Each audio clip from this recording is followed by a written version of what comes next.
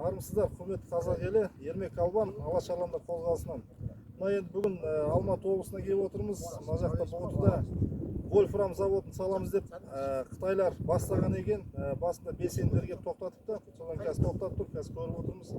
Енді құрметті бауырлар, айтып кететін, мына біздің бір кісімен мен баяғыда танысқам.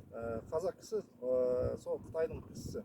Сол кезде сол кісі айтады: мен дейді Пекинге Қытайлар шақырып дейді, қазақтың представителі ретінде.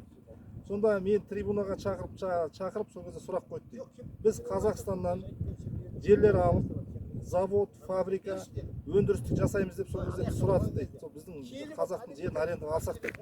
Сол кезде ана ағамыз трибунадан шығып Пекинге айтты дейді: сендерге Қытайларға 1 метрде жер бермейміз деп айтты дейді. Неге десек, сендерге жер берсек, ертең 10 Қытай кіресің.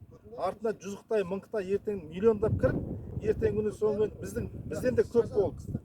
Сендердің араларынан ертең күні билік басын адамдар сайлаймыз деп айтқанбыз. Сөйтіп, қазақтың жерін мен ол Қытайларды білгеннен кейін қазақтың 1 метр жерінде бермейміз деп айттым.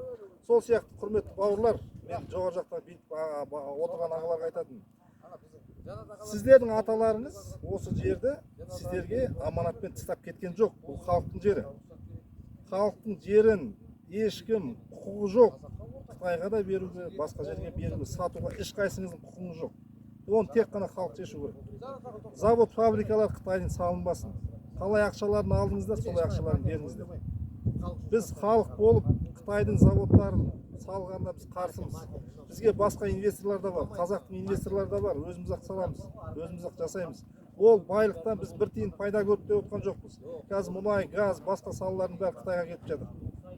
Қазақ бір тиын дивиденд, ол жерден бір тиын пайда көріп отқан жоқ. Құрметті ағалар, ойланыңыздар. Ертеңгі күні сіздер халықтың алдында қара бет сатқын болып қаласыздар. Ертеңгі күні қазақтың салт дәстүрі бойынша халқын сатқан, жерін сатқан қара беттерді біз жаназаларын шығармай жеке жерлейміз. Ертеңгі күні сіздердің ұрпақтарыңыз қара бет болып ешкім құдаласпайды. Қазақтың сондай ата салт дәстүрі болған. Ойланыңыздар, әлі кеш емес. Қазақтың жерін Қытайға бермейміз. Рахмет.